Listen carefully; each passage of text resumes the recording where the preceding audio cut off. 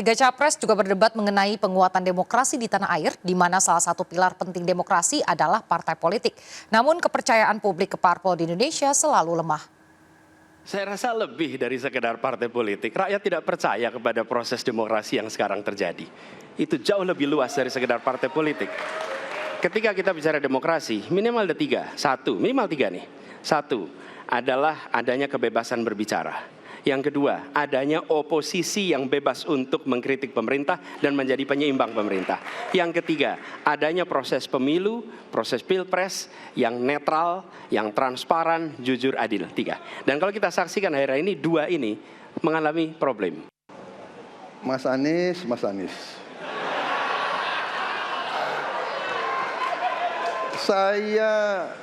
Saya berpendapat Mas Anies ini agak berlebihan.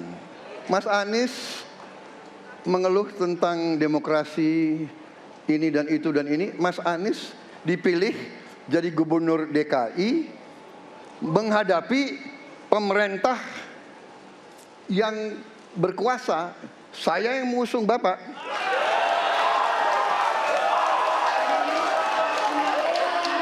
Kalau demokrasi kita tidak berjalan, tidak mungkin Anda jadi gubernur. Saya jadi tidak enak ini Mbak hari ini. Mohon maaf, saya tidak enak karena dua kawan saya sedang nagih janji dan membuka buku lama.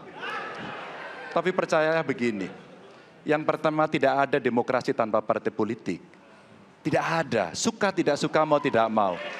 Dan fungsi partai politik itu adalah agregasi, sumber rekrutmen kader, pendidikan politik. Kebetulan saya pernah menjadi ketua pansus undang-undang partai politik. Maka pada saat perdebatan penguatan dari sisi anggaran, penguatan dari sisi partisipasi masyarakat mesti dilakukan, saat itu tidak terlalu banyak yang setuju. Maka Mas Anies, soal oposisi tidak oposisi, soal kepentingan saja kok. Kapan kita bertemu, kapan kita tidak bertemu, dan kemudian kita akan bersikap pada posisi masing-masing. Tapi yang penting, pendidikan politik kepada masyarakat itulah yang menjadi PR besar dari partai politik agar cepat dewasa.